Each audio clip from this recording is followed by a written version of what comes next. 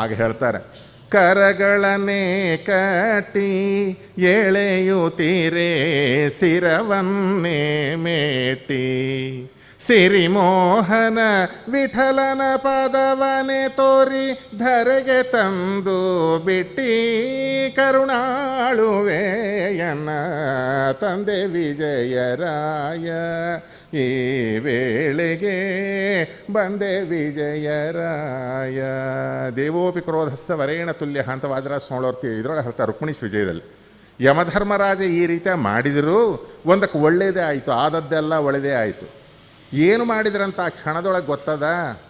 ಆ ಮೋಹನ ವಿಠಲರನ್ನ ಬಿಡಿಸಿ, ನೋಡಪ್ಪ ಇಷ್ಟು ದೂರ ಬಂದೀವಿ, ಹೀಗೆ ಹೋಗಿಬಿಟ್ರೆ ಹೆಂಗಾಗತ್ತೆ, ಇನ್ನು ಮೇಲೆ ಎಷ್ಟಿದೆ. ನಾವು AR ರಿಕಾರ್ಡಿಂಗ್ ಕಡಪ ಹೋಗ್ತಿದ್ವಿ. ಕಡಪದಿಂದ ಆ ಕಡೆ ತಿರುಪತಿ ಎಷ್ಟು 1.5 hour 2 hours ಅಷ್ಟೇ. ಇಷ್ಟು ದೂರ ಬಂದೀವಲ್ಲ, ನಮ್ಮಲ್ಲಿ ID ಪ್ರೂಫ್ ಇರ್ತಾಯಿತ್ತು. ಆಗೆಲ್ಲ ಇಷ್ಟು ಕಷ್ಟ ಇಲ್ಲ ದೇವ್ರ ದರ್ಶನ. AR ರಿಕಾರ್ಡಿಂಗ್ ಮಾಡಿ ಕಡಪಕ್ಕೆ ಹೋದರೆ, ಇನ್ನೆಲ್ಲನೂ ಹೋದರೆ ಸೀದಾ ಮತ್ತೆ ಬೆಟ್ಟಕ್ಕೆ ಹೋಗಿ ದೇವ್ರ ದರ್ಶನ ಮಾಡ್ಕೊಂಡು ಆಮೇಲೆ ಆದೋನಿಗೆ ಬರ್ತಿದ್ವಿ. ಹಂಗೆ ಯಮಲೋಕದವರೆಗೆ ಬಂದಿದ್ದಿ ನೀನು, ಇನ್ನು ಮೇಲೆ ಏನದೇನು ಕೈಲಾಸ, ಸತ್ಯಲೋಕ, ವೈಕುಂಠ, ಬಾ ಹೋಗಿ ದೇವ್ರ ದರ್ಶನ ಮಾಡ್ಕೊಂಡು ಬರೋಣ ಅಂತ ಹೇಳಿ ಕೈ ಹಿಡಿದು ಕರ್ಕೊಂಡೋಗಿ ದೇವ್ರ ದರ್ಶನ ಮಾಡ್ಕೊಂಡು ಕರ್ಕೊಂಬಂದು ಬಿಟ್ರಂತ. ಸಿರಿಮೋಹನ ವಿಠಲನ ಪದವನೆ ತೋರಿ ಧರೆಗೆ ತಂದು ಬಿಟ್ಟಿ. ನೋಡ್ರಿ, ದೊಡ್ಡವರು ಕೆಟ್ಟದ್ದಾದರೂ ಏನಾಯ್ತಿಲ್ಲಿ, ದೇವರ ದರ್ಶನ ಆಯಿತು. ನೋಡಿದ್ರೆ ಇದು ಒಂದು ವ್ಯಾಖ್ಯಾನ. ಇನ್ನೊಂದು ವ್ಯಾಖ್ಯಾನ ಏನು ಅಂದರೆ, ಬೆಳಗಿನ ಬಿಂಬರೂಪನ ಕುರಿತು ನಾನು ಇದು ಹೇಳಿದೆ ನಾನು, ಹರಿ ಎಂಬುದು ನಿನ್ನಿನ ದಿವಸ. ಯಮಧರ್ಮ ನಮಗೆಲ್ಲ ಮನಿದೇವರು ಹೆಂಗೆ ವೆಂಕಟರಮಣ, ನರಸಿಂಹದೇವರು, ಉರುಕುಂದೀರಣ ಹೆಂಗೆ ನಾವು ಮನಿದೇವರು ಅಂತ ಹೇಳ್ತೇವೆ, ಹಾಗೆ ಯಮಧರ್ಮರಾಜರಿಗೆ ಮನಿದೇವರು ಯಾರು ಅಂದರೆ ರಾಮದೇವರು. ಯಮನೆಲ್ಲೋ ಕಾಣನೆಂದು ಹೇಳಬೇಡ, ಯಮನೇ ರಾಮಚಂದ್ರ ಸಂದೇಹ ಬೇಡ ಅಂತ ಹೇಳಿ. ಅಂಥ ಯಮಧರ್ಮರಾಜನ ಹತ್ರ ಹೋಗಿರತಕ್ಕಂಥ ಮೋಹನದಾಸರಿಗೆ ಆ ಯಮನ ಒಳಗಿರ್ತಕ್ಕಂಥ ಬಿಂಬರೂಪ ರಾಮದೇವರ ದರ್ಶನವನ್ನು ಮಾಡಿಸಿ ಕರ್ಕೊಂಬಂದರು. ಅದಕ್ಕೆ ಗುರ್ತಾಗಿ ಕಂಪ್ಲಿ ಒಳಗೆ ಮೋಹನದಾಸರು ರಾಮದೇವರ ಪ್ರತಿಷ್ಠೆ ಮಾಡ್ಯಾರ, ನೀವು ನೋಡ್ಬೋದು ಇದು ಗುರ್ತಾಗಿ.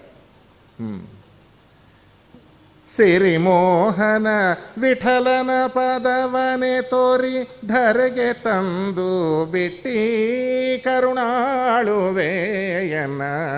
ತಂದೆ ವಿಜಯರಾಯ, ಈ ವೇಳೆಗೆ ಬಂದೆ ವಿಜಯರಾಯ. ಏನು ಎದ್ದು ಕೂತ್ಕೊಂಡು ಬಿಟ್ಟಾರೆ, ಅವೆಲ್ಲ ಹಾಡ್ತಾ ಕೂತ್ಕೊಂಡಾರ ಹೋದವರು.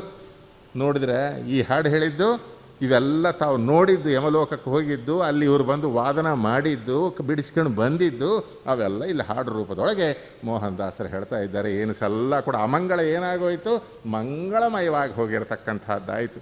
ಆಗ ಹೇಳಿದ್ದೆ, ವಿ ಎನಲು ವಿಮಲತೆಯು, ಜಾ ಎನಲು ಜಯವು, ಯಾ ಎನಲು ಯಾಗಫಲವು, ರಾ ಎನಲು ರಾಜ್ಯಪದ, ಯಾ ಎನಲು ಯಮಭಟರು ನೋಯಿಸರು ಅವನ ಕುಲವ, ಈ ಯಾವದಕ್ಷರವ ಓಂಕಾರ ಸಹ ಜಪಿಸೆ ಕಾಯಜಾಪಿತನ ಬಲವೋ, ಜಾಯಾ ಸಮೇತ ಶ್ರೀ ಮೋಹನ ವಿಠಲನಂಗರಿ ಪದತೋಯಜ ಭ್ರಮರರಿವರು ಅಂತ ಹೇಳಿರ್ತಕ್ಕಂಥದ್ದು. ಇದನ್ನೇ ವ್ಯಾಧಿ ಬಾರದೋ, ದೇಹ ಬಾಧೆ ತಟ್ಟದೋ, ಆದಿದೇವನ ಸುಪ್ರಸಾದವಾಹುದು. ಸರಿಗೋಯ್ತಾ?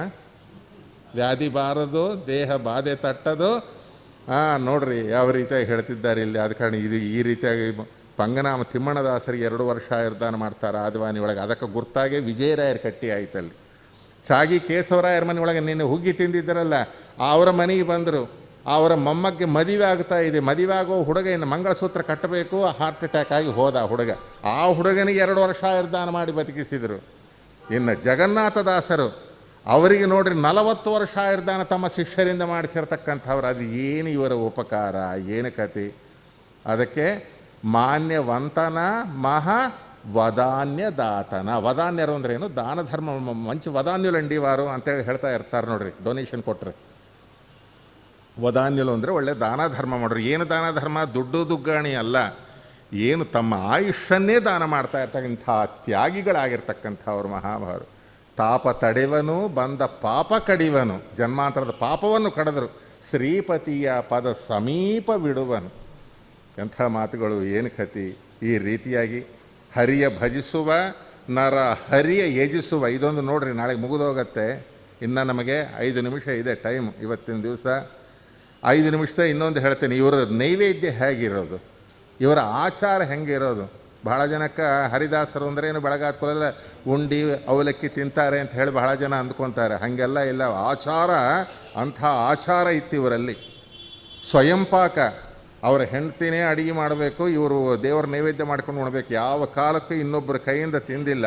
ಪ್ರತಿ ದಿವಸವೂ ಕೂಡ ಇವರು ಊಟ ಎಂಥದ್ದು ಅಂತಂದರೆ ಹೇಳ್ತೇನೆ ಕೇಳ್ರಿ.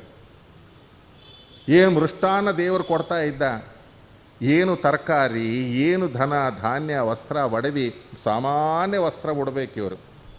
ಯಾರನ್ನು ಪಟ್ಟು ವಸ್ತ್ರಗಳು ತಂದು ಕೊಟ್ಟರೆ ಗೋಪಾಲ ಇಲ್ಲಿ ಬಾಪ ಅಂಥೇಳಿ ಹಾಕಿಬಿಡ್ತಿದ್ರು. ಯಾಕಂದ್ರೆ ನೀನು ಗಣಪತಿ ದೇವರಪ್ಪ, ನಾವು ಋಷಿಗಳು, ನಾವು ಹಿಂಗೆ ಇರಬೇಕು ಅಂತಿದ್ರು. ಅವರು ಕುದುರೆ ಮೇಲೆ ಬಂದರೆ ಇವರು ನಡೆದು ಹೋಗ್ತಿದ್ರು. ಇದೇನಿದು ಗುರುಗಳು ನಡೆದು ಹೋದರೆ ಕುದುರೆ ಮೇಲೆ? ಹೌದಪ್ಪ, ನಾವು ಋಷಿಗಳು ನಡೆದೇ ಹೋಗಬೇಕು. ಪ್ರತಿ ದಿವಸ ಅವರು 64 ಭಕ್ಷ್ಯ ಶ್ರೀಪಾದರಾಜರಂತೆ ಅಡಿಗೆ ಆಗಬೇಕು. ಇವರು ಪ್ರತಿ ದಿವಸ ಊಟ ಏನು ಗೊತ್ತಾ ಇವ್ರದ್ದು? ಏನು ಮಾಡಂತೀರಿ ಅಡಿಗೆ ಅಂದರೆ ಗೊಜ್ಜು ಗೊಡಸಾರು ಮಾಡು ಅಂತಿದ್ರು. ಬೇರೆ ದಿನಾಲು ಗೊಜ್ಜು ಗೊಡಸಾರು. ಹರಿಯ ಭಜಿಸುವ ನರ ಹರಿಯ ಯಜಿಸುವ, ದುರಿತ ತ್ಯಜಿಸುವ ಜನಕ್ಕೆ ಹರ್ಷ ಸುರಿಸುವ. ಎಂಥ ಅದ್ಭುತವಾದಂಥ ಸನ್ನಿವೇಶ ಇದು ನೋಡ್ರಿ. ನರ ಹರಿಯ ಯಜಿಸುವ, ನರಸಿಂಹದೇವರನ್ನ ಯಜ್ಞ ಮಾಡ್ತಾ ಇದ್ರಂತ. ನರಸಿಂಹದೇವರ ಪ್ರೀತ್ಯರ್ಥ, ಯಾರು ಶರೀರದೊಳಗಿರ್ತಕ್ಕಂಥ ದೇವರಿಗೆ. ಎಂಥ ಯಜ್ಞ? ಏನು ಮಾಡಂತೀರ ಅಡಿಗೆ? ಗೊಜ್ಜು ಗೊಡಸಾರು ಮಾಡು. ಈ ಗೋಪಾಲದಾಸರಿಗೆ ಅನ್ನೋದು ಅಲ್ಲ, ಇಲ್ಲದ ಕಾಲಕ್ಕೆ ಸಂಜೆ ತನಕ ಇದ್ರೂ ತುತ್ತ ಅನ್ನ ಗತಿ ಇಲ್ಲ. ಇವತ್ತು ದೇವರು ಬೇಕಾದಷ್ಟು ಕೊಟ್ಟಾನೆ. ಏನು ಒಂದು ಹಿಡಿಕಿ ಬ್ಯಾಳೆ ಹಾಕಿದರೆ ಅದರೊಳಗೆ ಒಂದು 2 ರಾಜಗಿರಿ ಪಲ್ಯ ಹಾಕಿದರೆ ಹುಳುಪಲ್ಯ ಆಯಿತು, ಮ್ಯಾಲಿನ ಕಟ್ಟಿಂದ ಸಾರು ಆಯಿತು. ಬೇಡ ಅಂದ್ರೆ ರಾಯ್ತ ಮಾಡ್ಕೋಬೋದು, ಬೇಡ ತಾಳಿಸ್ಬೋದು. ಏನು ಬೇರೆ ಗೊಜ್ಜು ಗೊಡ್ಸಾರು ಅಂತಾರೆ ನಮ್ಮ ಗುರುಗಳು. ಏನು ಮಾಡಬೇಕಪ್ಪ ಇವ್ರಿಗೆ? ಹಂಗಲ್ಲ. 2 ಚಟ್ನಿ, 2 ಪಲ್ಯ, 2 ಕೋಸಂಬರಿ ಎಲ್ಲ ಏನು ಮೃಷ್ಟಾನ ಭೂಮದೂಟಿದ್ದಾಗ ಇರಬೇಕು. ಯಾರಿಗೆ? ಗೋಪಾಲದಾಸರಿಗೆ. ಇವ್ರಿಗೆ ಇದ್ದರೂ ಕೂಡ ಏನಿಲ್ಲ, ಇದೆ ಗೊಜ್ಜು ಗೊಡ್ಸಾರು ಮಾಡಿ, ಇನ್ನೇನದ ಪಾಪ ಮನಸ್ಸಿನಾಗಿ ಹಿಂಗೆ ಅಂತಿದ್ದಾರೆ. ಯಾರು? ಇವ್ರು ಗಣಪತಿ. ಯಾಕೆ ಗುರುಗಳೇ ಹಿಂಗೆ ಅಂತೀರಿ? ಒಳ್ಳೆ ಅಡುಗೆ ಮಾಡಿಸ್ಕೊಂಡು ತಿನ್ನಿರಿ ಅಂತ ಹೇಳಲಿಕ್ಕೆ ಸಾಹಸ ಇಲ್ಲ. ಒಂದು ದಿವಸ ಪಾಠ ಪ್ರವಚನ ಮಾಡ್ತಾ ಇದ್ದಾರೆ ಚಾಗಿ ಒಳಗೆ. ಚಾಗಿ ಮನೆತನದವ್ರು ಬಂದರು. ಇವ್ರ ಮೇಲೆ ಬಹಳ ಗುರುತ್ವ, ಯಾಕಂದ್ರೆ ಪ್ರಾಣದಾನ ಮಾಡ್ಯಾರ ಅಂತ ಹೇಳಿ. ಮದುವೆ ನಡೀತಾ ಇದೆ. ಬಂದು, ಗುರುಗಳೇ ಮದುವೆ ದೇವರ ಸಮಾರಾಧನೆ, ನೀವು ಶಿಷ್ಯ ಪ್ರಶಿಷ್ಯರಿಂದ ಕೂಡಿಕೊಂಡು ನಮ್ಮಲ್ಲಿ ತೀರ್ಥ ಪ್ರಸಾದಕ್ಕೆ ಬರಬೇಕು. ನೋಡಪ್ಪ, ವಿಜಯರಾಯರ ಮುಖ್ಯ ಪ್ರತಿಮೆ ಯಾರು? ನಮ್ಮ ಗೋಪಾಲದಾಸರು. ನನ್ನ ಪರವಾಗಿ ಗೋಪಾಲದಾಸರ ಶಿಷ್ಯರು ಬರ್ತಾರೆ. ಅವರು ಊಟ ಮಾಡಿಬಿಟ್ರೆ ನಾ ಮಾಡಿದಾಗೆ ಆಯಿತು. ನನ್ನ ಆಚಾರನ ಭಂಗಪಡಿಸಬೇಡ್ರಿ. ಅವರು ಬರ್ತಾರೆ, ನಮ್ಮನ್ನು ಬಿಟ್ಟು ಬಿಡು, ನಾಳೆ ಮದುವೆಗೆ ಬಂದು ಅಕ್ಷತ ಹಾಕಿ ಬರ್ತೀವಿ ಅಂತ ಹೇಳಿದರು. ಬೇರೆ ಮಾತಾಡಿಲ್ಲ. ಬರಬೇಕು ರೀ, ಹಂಗೆ ಮಾಡಿದ್ರೆ. ಈಗಾದರೆ ಕೆಲವರು ಬಲವಂತ ಯಾವಾಗೂ ಮಾಡಬಾರ್ದು. ಯಾರ್ಯಾರ ಆಚಾರಗಳು ಏನಿರ್ತದೋ ಅಷ್ಟು ನಮಸ್ಕಾರ ಮಾಡಿ ಬಂದುಬಿಡ್ಬೇಕು. ಅವರು ಸರಿ ಅಂದರು. ಪಾಪ ಹೋಗ್ಬಿಟ್ರು. ಇನ್ನು ಮರುದಿವಸ ದೇವರ ಸಮಾರಾಧನೆ. ಇನ್ನು ಎಲ್ಲರೂ ಹೋಗಬೇಕು. ಹೋಗೋ ಕಾಲಕ್ಕೆ 12 ಗಂಟೆ ಆಯ್ತು, ಇನ್ನು ಹೋಗಬೇಕು. ಗೋಪಾಲದಾಸರು ಎಲ್ಲರೂ ಕೂತಾರ. ಈ ಅಮ್ಮ ಬಂದಳು ಮಾಮೂಲಾಗಿ. ಯಾರು? ವಿಜಯರಾಯರ ಅಮ್ಮನವರು, ನಮ್ಮ ಅರಳಮ್ಮ ಬಂದಳು. ಏನ್ರಿ ಅಡಿಗೆ ಏನು ಮಾಡಂತೀರಿ ಅಂದಳು ಎಲ್ಲರ ಮಧ್ಯೆ. ಗೋಪಾಲದಾಸರ ಮುಂದೆ ಏನಂದರು? ಗೊಜ್ಜು ಗೊಡಸಾರು ಮಾಡೋದು. ಮನಸ್ಸಿನಾಗಿ ಹಿಂಗೆ ಅಂದ್ಕೊಂಡ್ರು, ಏನು ಕರ್ಮ, ದೇವ್ರು ಕೊಟ್ಟಾನೆ. ಒಂದು 2 ಸೌತೆಕಾಯಿ ಪಲ್ಯ ಇದ್ರೆ ಸ್ವಲ್ಪ ಪುಟಾಣಿ ಪುಡಿ, ಇಲ್ಲ ಹುಳಿ ಪುಡಿ ಹಾಕಿದ್ರೆ ಕೂಡ ಚೆನ್ನಾಗಿರ್ತದೆ. ಏನು ಹಾಕಿಸ್ಕೊಳ್ರಿ ಮನೆಗೆ. 1-2 ಕಾಯಿ ಹಾಕಿ ಪಲ್ಯ ಮಾಡಿ, 1 ಮಾವಿನಕಾಯಿ ಹಾಕಿಬಿಟ್ರೆ ಚಲೋ. ಚಟ್ನಿ ಬೇಡ ಅಂತಂದರೆ ಸ್ವಲ್ಪ ಸಿಹಿಗಿದ್ರೆ ಬಿಸಿ ಉಪ್ಪಿನಕಾಯಿ, ಕೆಡಿಸೋದು ಬೇಡ ಮಾಡಿ ಹಾಕೊಂಡು ಸ್ವಲ್ಪ ಹಿಂಗೆ ಒಗ್ಗರಣೆ. ಇನ್ನೆಲ್ಲ ಪೂರ್ತಿ ಹಣ್ಣೆ ಆಗಿತ್ತಪ್ಪ. ನೀರು ಹಾಕಿ ಕುದಿಸಿ ಅದರ ಗೊಜ್ಜು ಮಾಡಿದ್ರೆ ಇಷ್ಟು ಚೆನ್ನಾಗಿರ್ತದೆ ಗೊತ್ತಾ. ಬೇರೆ ಹುಳಿ ತಿಂಬೋ ಬುದ್ಧಿ ಆಗಲ್ಲ. ಎಲ್ಲ ಒಳ್ಳೆ ಅಡುಗೆ ಮಾಡಿ ದೇವ್ರು ನಾಲಿಗೆ ಕೊಟ್ಟಾನೆ, ತಿಂಬೋದು ಬಿಟ್ಟು. ಏನು ನಮ್ಮ ಗುರುಗಳು ಹೀಗೆ ಮಾಡ್ತಾರಲ್ಲ. ಯಾವ ನೋಡಿ ಗೊಜ್ಜು ಗೊಡಸಾರು. ಆ ವಿಜಯ ವಿಠಲ್ ಬ್ಯಾಸರಿಗೆ ಬಂದು ಹೋಗಿರ್ತದೆ ಆ ಊಟ ಮಾಡಿ. ಏನು ಮಾಡಬೇಕು ಪಾಪ ಮನಸ್ಸಿನ ಹಾಗೆ ಹಿಂಗೆ ಅಂದ್ಕೊಂಡು. ಗುದ್ದಿದವನು ಬಲ್ಲ, ಗುದ್ದಿಸಿಕೊಂಡವನು ಬಲ್ಲ. ವಿಜಯ ಪ್ರಭುಗಳಿಗೆ ಗೊತ್ತಾಯ್ತು ಇವರ ವೇದನೆ, ಇವರ ದುಃಖ ಏನು ಎಂಬುದು ಗೊತ್ತಾಯಿತು. ಮಧ್ಯಾಹ್ನ ಆಯಿತು, 12 ಗಂಟೆ ಆಯಿತು. ಊಟಕ್ಕೆ ಬರಬೇಕು ಅಂತ ಹೇಳಿ ಕಳಿಸಿದ್ರು ಯಜಮಾನರು. ಎಲ್ಲ ಎಲಿಗಳು ಹಾಕ್ಯಾರೆ, ಎಲ್ಲರೂ ಬರಬೇಕು ಅಂಥೇಳಿ. ಗೋಪಾಲದಾಸರು ಇನ್ನು ವಸ್ತ್ರಾಂತರಾಗಿ ಮಡಿ ಉಡ್ಬೇಕಲ್ಲ, ಪಾಪ ಮಡಿ ಉಟ್ಕೊಂಡ್ರು. ತಂಬಿಗೆ ಥಾಲಿ ತೊಗೊಂಡ್ರು. ಗುರುಗಳೇ ಊಟಕ್ಕೆ ಹೋಗಿ ಬರಲೆ ಅಂದರು. ಇವರ ಹಾಗೆ ನೈವೇದ್ಯ ಮುಗಿದಿತ್ತು. ಗೊಜ್ಜು ಗೊಡಸಾರು ಇಟ್ಟಿದ್ರು ವಿಜಯ ವಿಠಲನ ಮುಂದೆ. ಆ ವಿಜಯ ವಿಠಲನ ಪ್ರತಿಮೆ ಈಗ ಕೂಡ ನೀವು ಗದ್ವಾಲದೊಳಗೆ ನೋಡ್ಬೋದು. ನೈವೇದ್ಯ ಆಗಿತ್ತು, ಇನ್ನು ಮಂಗಳಾರತಿ ಆಗಬೇಕು. ಗೋಪಾಲದಾಸರು ಮಂಗಳಾರತಿ ನೋಡಿಕೊಂಡು ಹೋಗೋಣ ಅಂತ ಪಾಪ ನಿಂತ್ಕೊಂಡ್ರು. ಮಂಗಳಾರತಿ ಆಯಿತು. ಗುರುಗಳೇ ಹೋಗಿ ಬರಲೇ ಊಟಕ್ಕೆ ಅಂದರು. ಹೋಗಿ ಬಾರಪ್ಪ. ಗೋಪಾಲ ಇಲ್ಲಿ ಬಾ ನೋಡು, ಅರಳಮ್ಮಗೆ ಹೇಳಿದರು, ಪಾಪ ಈ ವಿಜಯ ವಿಠಲ್ಗೆ ನೈವೇದ್ಯ ಮಾಡಿವಲ್ಲ, ಯಾವುದು ಗೊಜ್ಜು ಗೊಡಸಾರು, ಒಂದು ದೊನ್ನೆಯಾಗ ಒಂದಿಷ್ಟು ಗೊಜ್ಜು ಕೊಡು, ತೊಗೊಂಡೋಗಿ ಪಾಪ ತನಗೆ ಬೇಕಾದವ್ರು ಇಬ್ಬರಿಗೆ ಹಾಕಿ ತಾನು ಹಾಕ್ಕೊಂತಾನ ಅಂತ ಹೇಳಿದರು.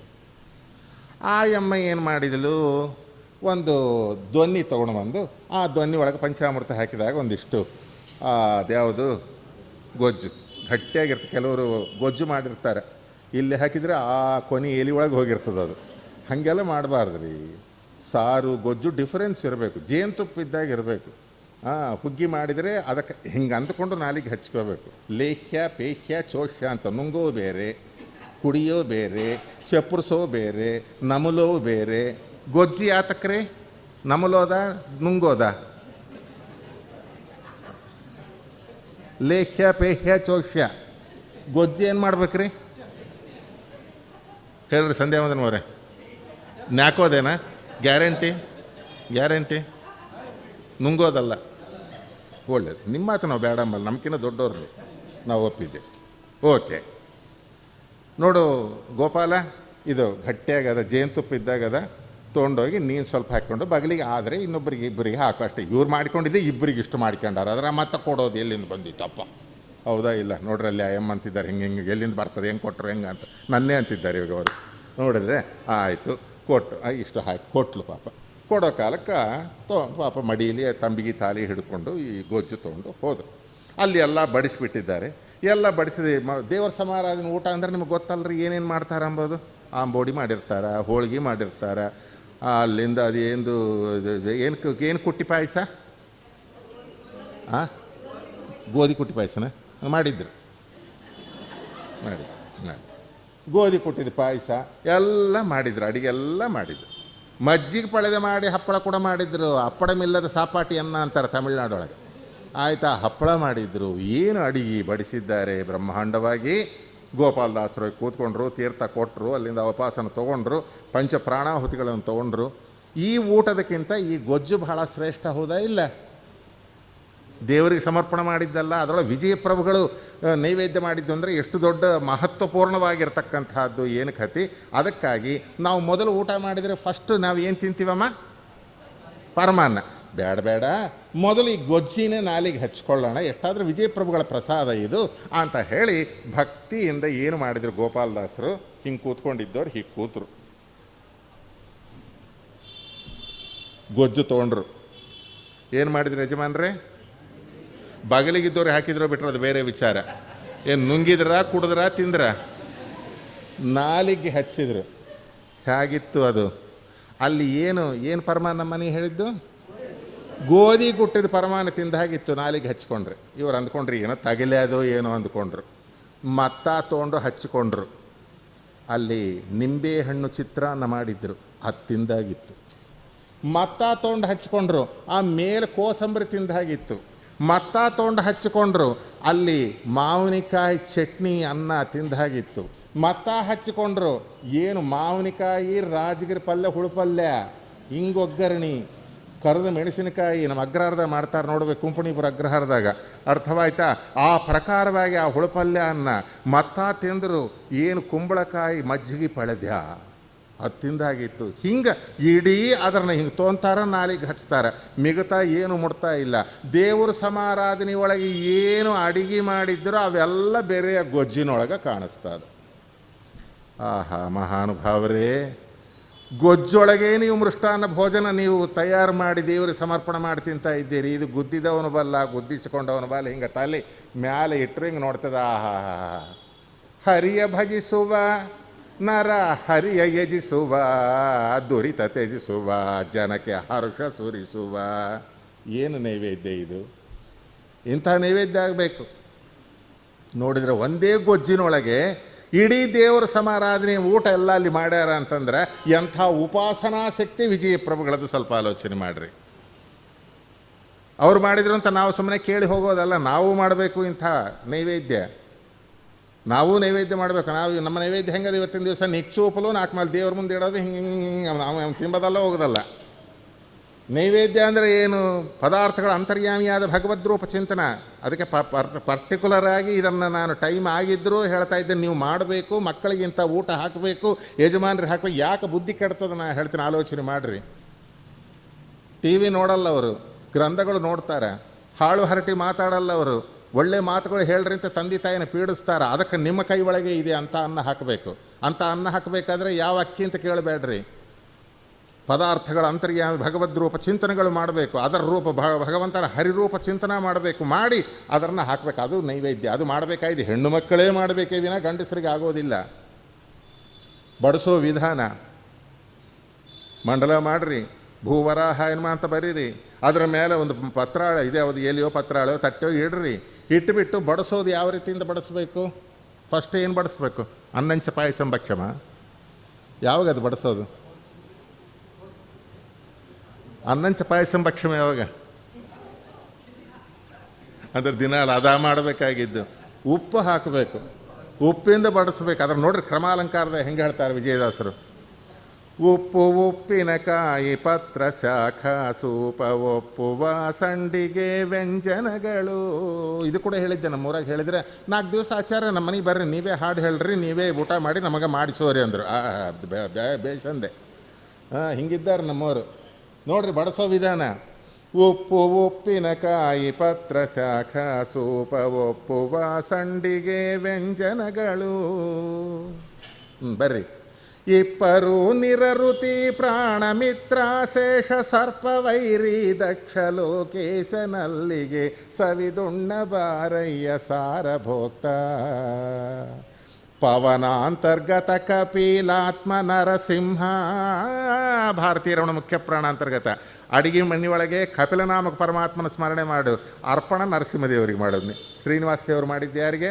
ನರಸಿಂಹದೇವರಿಗೆ. ನರಸಿಂಹ ಪ್ರಸಾದ ವಸ್ತು. ನರಸಿಂಹದೇವರ ಪ್ರಸಾದ ಬಿಟ್ಟು ಬೇರೆ ಅನ್ಯದೇವರ ಪ್ರಸಾದವನ್ನು ಊಟ ಮಾಡಿದೆ ಕೃತ್ವ ಚಾಂದ್ರಾಯಣ ವ್ರತಂ. ಅದನ್ನು ಮಾಡ್ರಿ. ಲೇಟ್ ಚೆನ್ನಾಗಿ ಹೇಳ್ತಿದ್ದಾರೆ ನೋಡ್ರಿ. ಪವನ ಅಂತರ್ಗತ ಕಪಿಲಾತ್ಮ ನರಸಿಂಹ ಸವಿದುಣ್ಣ ಬಾರಯ್ಯ ಸಾರಭೋಕ್ತ. ಈ ದೇವರುಗಳಕ್ಕಿಂತ ಮನಾಗ 4 ಮಂದಿ ಇರ್ತಾರೆ. 4 ಮಂದಿ ಒಳಗೆ ಭಗವದ್ ರೂಪಗಳ ಚಿಂತನೆ ಮಾಡಿ 30 ವರ್ಷ ಆಗಿದೆ ಮದುವೆಯಾಗಿ. ಅಡಿಗೆ ಮಾಡಿ ಬಡಿಸಿ, ಅಡಿಗೆ ಮಾಡಿ ಬಡಿಸಿ, ಇದರೊಳಗೆ ಸತ್ತು ಹೋಗ್ತಾ ಇದ್ದೀನಿ. ಸತ್ತೋಗೋದಾ ಇದು? ಎಂಥ ಉಪಾಸನ, ಗೃಹಸ್ಥಾಶ್ರಮ ಧರ್ಮ. ಅಡಿಗೆ ಮಾಡಿ ಬಡಿಸಿ ನಿಜವಾದಂಥ ನೈವೇದ್ಯ ಮನೆಯೊಳಗೆ ಎದ್ದೆ ನೆರದ ಸತಿಸುತರು ಶ್ರೀ ಹರಿಗೆ ದಾಸರೆಂದು ಗುಣಿಸಬೇಕು. ಗಂಡನ್ನ, ಅತ್ತಿ ಮಾಮನ್ನ, ಮೈದನಾಂದ್ರನ್ನ, ಮಕ್ಕಳನ್ನ, ಬಂಧು ಬಳಗನ್ನ, ಇವೆಲ್ಲ ಛಲಪ್ರತಿಮೆಗಳು ಅಂದರು ಯಾರು? ಪ್ರಾಣೇಶದಾಸರು. ಛಲಪ್ರತಿಮೆಗಳ ಪದಗಳು ಅರ್ಚಿಸದೆ ಮಲ ಗಳಿಸಿದಲ್ಲೂ ಆದದ್ದಾಯಿತು ಅಂತಾರೆ. ಅಂಥ ಪ್ರತಿಮೆಗಳನ್ನು ಇಟ್ಟು ಅವರಿಗೆ ಎಲಿಗಳು ಹಾಕಿ ಹಿಂಗೆ ಪದಾರ್ಥಗಳು ಬಡಿಸಿ ಆ ಪದಾರ್ಥಗಳ ಭಗವದ್ರೂಪ ಚಿಂತನೆ ಮಾಡಿ ಊಟ ಮಾಡ್ರಿ ಅಂದರೆ ಅವ್ರು ತಿಂತಾ ಇದ್ರೆ ಆ ದೇಹವನ್ನೇ ಯಜ್ಞಗುಂಡವನ್ನಾಗಿ ಮಾಡಿಕೊಂಡು ಕೈಗಳೇ ಸೃಕ್ಕುಗಳನ್ನಾಗಿ ಮಾಡಿಕೊಂಡು ಪ್ರಜ್ವಲಿಸ್ತಾ ಅಗ್ನಿಗೆ ಒಂದೊಂದು ಆಹುತಿ ಹಾಕಿ ಅವರೆಲ್ಲ ಯಜ್ಞ ಮಾಡ್ತಾ ಇದ್ರೆ ಇದಕ್ಕಿಂತ ದೊಡ್ಡ ಯಜ್ಞ ಮತ್ತೊಂದು ಏನಿದೆ ರೀ ವೈಸುದೇವ? ಹೇಳ್ರಿ. ಸಾಧನ ಅಂದರೆ ಇದು. ಇಂಥ ನರ ಹರಿಯ ಯಜಿಸುವ ಒಂದೊಂದು ಪದಾರ್ಥನ ನೋಡ್ರಿ. ಮತ್ತೆ ಕೇಳ್ರಿ ಹೆಂಗೆ ಬಡಿಸೋದು ಹೇಗೆ? ಉಪ್ಪು ಉಪ್ಪಿನಕಾಯಿ ಪತ್ರ ಶಾಖ ಸೂಪ ಒಪ್ಪುವ ಸಂಡಿಗೆ ವ್ಯಂಜನಗಳು. ಇಪ್ಪರು ನಿರಋತಿ ಪ್ರಾಣಮಿತ್ರ ಶೇಷ ಸರ್ಪವೈರಿ ದಕ್ಷ ಲೋಕೇಶನಲ್ಲಿಗೆ ಸವಿದುಣ್ಣ ಬಾರಯ್ಯ ಸಾರಭೋಕ್ತ. ಬರ್ರಿ ಆಚಾರ್ಯ ಕೂಡ್ರಿ ಊಟಕ್ಕೆ. ಎಲ್ಲ ಆಚಾರ ರೂಪದೊಳಗೆ ಪರಮಾತ್ಮ ಬಂದಿದ್ದಾನೆ. ಈ ಅನುಸಂಧಾನ ಬರಬೇಕು. ಅವರು ಊಟ ಮಾಡ್ತಾ ಇದ್ದಾರೆ, ಪರಮಾತ್ಮ ಈ ರೂಪದೊಳಗೆ ಬಂದಿದ್ದಾನೆ ನಮ್ಮ ಮನೆಗೆ. ಸವಿದುಣ್ಣ ಬಾರಯ್ಯ ಸಾರಭೋಕ್ತ. ಊರಾಗಿ ಆಚಾರನ್ನ ಆಗಿಬಿಡೋದು. ಆಚಾರ ರೂಪದೊಳಗೆ ಬಂದ ಪರಮಾತ್ಮ. ಈ ಅನುಸಂಧಾನ ಬರಬೇಕು. ಆಮೇಲೆ ಏನು ಬಡಿಸೋದು? ಅನ್ನ ಮಂಡಿಗೆ ತೈಲ ಪಕ್ವಂಗಳು ಪರಮಾನ್ನ ಭಕ್ಷ ತುಪ್ಪ ಹುಳಿ ಪದಾರ್ಥ. ಅದರೊಳಗೆ ಭಗವದ್ ರೂಪಗಳು.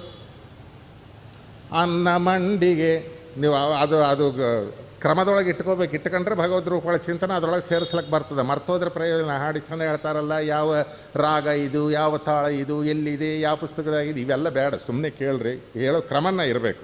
ಅನ್ನ ಮಂಡಿಗೆ ತೈಲ ಪಕ್ವಂಗಳು ಅಂದರೆ ಆಂಬೋಡಿ ಅಥವಾ ಗುರುಬುರಿ ಇವೆಲ್ಲ ತೈಲ ಪಕ್ವಗಳು ಅಂತಂದರೆ. ಅನ್ನ ಮಂಡಿಗೆ ತೈಲ ಪಕ್ವಂಗಳು ಪರಮಾನ್ನ ಭಕ್ಷ್ಯ ತುಪ್ಪ ಹುಳಿ ಪದಾರ್ಥ.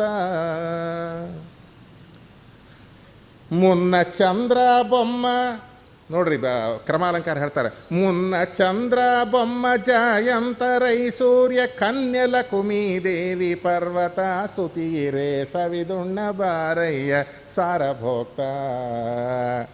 ಇಂಗು ಯಾಲಕ್ಕೆ ಸಾಸುವೆಯಿಂದ ಒಪ್ಪುತ ಬಂಗಾರದ ಪಾತ್ರೆಯೊಳು ತಂದಿಡೆ. ಪೊಂಗಳಸದಲ್ಲಿ ಸ್ವಾದೂದಕ ಇಡೆ ಅಂಗಜ ದುರ್ಗಿಯು ಚಂದ್ರಮ ಸುತನಿರೆ. ಬುಧ ನೀರಿಗೆ ನೋಡ್ರಿ ಹೆಂಗೆ ಹೇಳ್ತಾರೆ ಏನು ಕತೆ. ಇದನ್ನು ಇಟ್ಕೊಂಡೇ ಮುಂದೆ ನೈವೇದ್ಯ ಪ್ರಕರಣ ಸಂಧಿಯನ್ನು ಇಟ್ಟು ದೊಡ್ಡದು ಬರೀತಾರೆ ಯಾರು ಜಗನ್ನಾಥದಾಸರು. ಆಮೇಲೆ ಊಟ ಎಲ್ಲ ಆದಮೇಲೆ ಏನು ಕೊಡ್ತಾರೆ? ವೀಳ್ಯವ ಕೈಕೊಳ್ಳೋ ಗಂಗಾ ಜನಕ. ತಾಂಬೂಲದೊಳಗೆ ಯಾರು ಭಗವದ್ರೂಪ? ಗಂಗಾದೇವಿ. ವೀಳ್ಯವ ಕೈಕೊಳ್ಳೋ ಗಂಗಾ ಜನಕ ಹರಿ ಅಲ್ಲಲ್ಲಿಗೆ ನಿನ್ನ ರೂಪ ಉಂಟೋ. ಬಲ್ಲಿದ ವಿಜಯ ವಿಠ್ಠಲರೇಯನಗಿದೆ ಸಲ್ಲೋದೆ ಸರಿಲೇಶವಾಪೇಕ್ಷದವನಲ್ಲ ಸವಿದುಣ್ಣ ಬಾರಯ್ಯ ಸಾರಭೋಕ್ತ. ಪವನಾಂತರ್ಗತ ಕಪಿಲಾತ್ಮ ನರಸಿಂಹ ಸವಿದುಣ್ಣ ಬಾರಯ್ಯ ಸಾರಭೋಕ್ತ. ಇಂಥ ಅಡಿಗೆ ಇಂಥ ನೈವೇದ್ಯ ಭಗವದ್ ರೂಪಗಳ ಚಿಂತನೆಯನ್ನು ಮಾಡ್ತಾ ಇಂಥ ಬಡಿಸ್ತಾ ಇದ್ದಾರೆ. ಏನು ವಿಜಯಪ್ರಭುಗಳ ಊಟ ನೈವೇದ್ಯ ಅಂತಂದರೆ ಇದನ್ನು ಸುಮ್ಮನೆ ಇಟ್ಟವೆ ಏನೋ ತೀರ್ಥ ಎಲ್ಲ ಹಾಕಿ ಹಪ್ಪಳಗಳು ಮೆತ್ತಗೆ ಮಾಡಿ ಹಲ್ಲಿಲ್ದವ್ರಿಗೆ ಯಾರ್ರೀ ನೈವೇದ್ಯ ಮಾಡಿದ್ದು ಅಂತ ಅವ್ರು ಸರಿ ಬೇಯಿಸೋದಲ್ಲ. ನೈವೇದ್ಯ ಅಂದರೆ ಭಗವದ್ ರೂಪಗಳ ಚಿಂತನೆ ಆಗಬೇಕು. ಇವನ್ನು ನಮಗೆ ದೊಡ್ಡ ಉಪಕಾರ ಮಾಡಿದ್ದಾರೆ ಮಹಾನುಭಾವರು. ಇದನ್ನೇ ಹರಿಯ ಭಜಿಸುವ ನರ ಹರಿಯ ಯಜಿಸುವ ದುರಿತ ತ್ಯಜಿಸುವ ಜನಕ್ಕೆ ಹರುಷ ಸುರಿಸುವ ಮೋದ ಭರಿತನ ಪಂಚಭೇದ ವರಿತನ ಸಾಧು ಚರಿತನ ಮನವಿಷಾದ ಮರಿತನ. ನಾಳೆ ನೋಡೋಣ ಹೊತ್ತಾಗ್ಯದ. ಇಂದಿರಾಪತಿ ಇವರ ಮುಂದೆ ಕುಣಿವನು, ಇವರ ಅಂದವಚನವ ನಿಜಕ್ಕೆ ತಂದು ತೋರ್ಪನು, ಸುರರು ಎಲ್ಲರೂ ಇವರ ಕರವ ಬಿಡ್ರಿ. ಇವಕ್ಕೆಲ್ಲ ದೃಷ್ಟಾಂತಗಳು ನಾಳಿನ ದಿವಸ ನೋಡೋಣ. ವ್ಯಾಧಿ ಬಾರದು ದೇಹ ಬಾಧೆ ತಟ್ಟದು. ನೋಡ್ರಿ ವ್ಯಾಧಿ ಬಂತ, ದೇಹ ಬಾಧೆ ತಟ್ಟಿತ ಯಾರಿಗೆ? ಮೋಹನ್ ದಾಸರಿಗೆ, ಪಂಗನಾಮ ತಿಮ್ಮಣ್ಣದಾಸರಿಗೆ, ಜಗನ್ನಾಥದಾಸರಿಗೆ, ಎಂತಿಂಥವರಿಗೆಲ್ಲ ಕೂಡ ಇದು ಮಾಡಿದರು. ಎಲ್ಲ ಕೂಡ ಇಂಥ ಕವಚದೊಳಗೆ ಇದು ತಿಳಿದು ನಾವು ಹೇಳಿದ ಕಾಲಕ್ಕೆ ಅಂಥ ಗುರುಗಳ ಅಂತರ್ಯಾಮಿಯಾಗಿರ್ತಕ್ಕಂಥ ವಿಜಯ ವಿಠಲನ ಅನುಗ್ರಹ ಅನ್ನುವಂಥದ್ದು ಆಗತ್ತೆ ಅನ್ನುವಂಥದ್ದು ನಾವು ತಿಳಿದು ಭಜಿಸಬೇಕು. ಅಂಥ ವಿಜಯ ಪ್ರಭುಗಳ ಒಂದು ಏನು ವಿಜಯ ಅನ್ನುವಂಥದ್ದನ್ನು ಯಥಾಮತಿಯಾಗಿ ನಾನು ನಮ್ಮ ಹಿರಿಯರಿಂದ ತಿಳ್ಕೊಂಡಿರ್ತಕ್ಕಂಥದ್ದು ನಿಮ್ಮಲ್ಲಿ ಹೇಳಿದ್ದೇನೆ. ಆದ ಕಾರಣ ಅಂಥ ವಿಜಯ ಪ್ರಭುಗಳ ಅನುಗ್ರಹವನ್ನು ನಾವೆಲ್ಲರೂ ಕೂಡ ಬಯಸೋಣ ಅಂತೇಳಿ ಹೇಳ್ತಾ ಇವತ್ತು ಪ್ರವಚನ ಮುಗಿಸ್ತದೆ. ಸರ್ವ ಅರ್ಪಣ.